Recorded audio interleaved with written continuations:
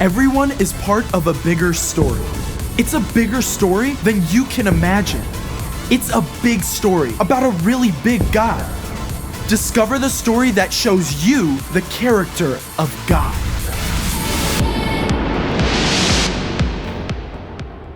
Hey, I'm Caleb, and I can't wait for you to check out my Bible. 66 books recorded over hundreds of years. You'll find history, poetry, letters, and words of wisdom. Together, they paint a picture of our amazing God. In the beginning, God created everything from nothing. Out of a deep, deep love, God made people in the very image of God. But we broke our relationship with God. Instead of leaving us on our own, though, God's own son, Jesus, came to live on this earth as a human and to lay down his life for us. That's the most incredible display of humility ever.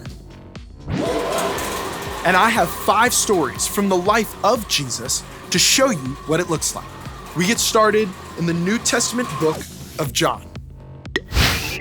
Here, Jesus enters Jerusalem to the cheers of a huge crowd.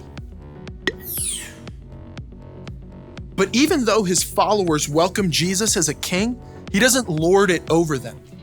Instead, Jesus takes on one of the dirtiest jobs of a servant to care for his friends.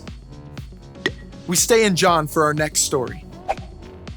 The religious leaders have been looking for a way to get rid of Jesus.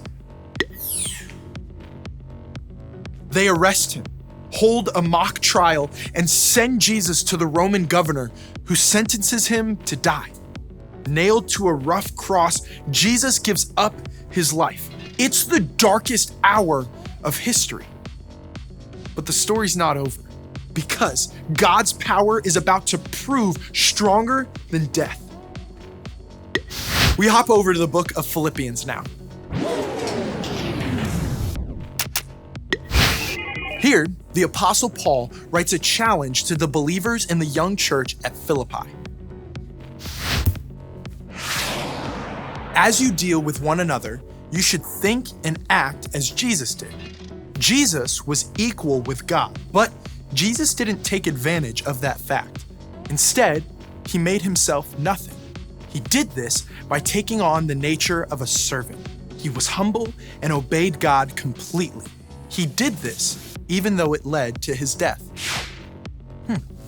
Time to pick up our story in Luke.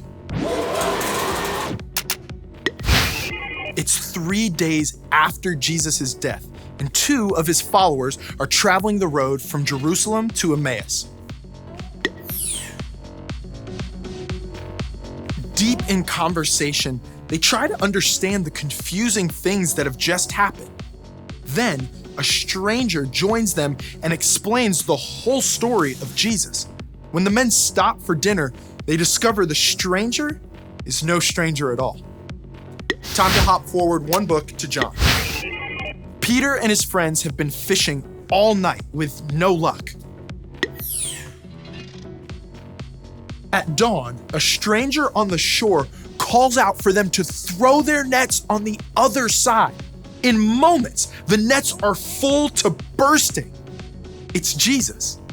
And after breakfast, turns out he has a lot more for Peter than just fish. Jesus gave up everything for us.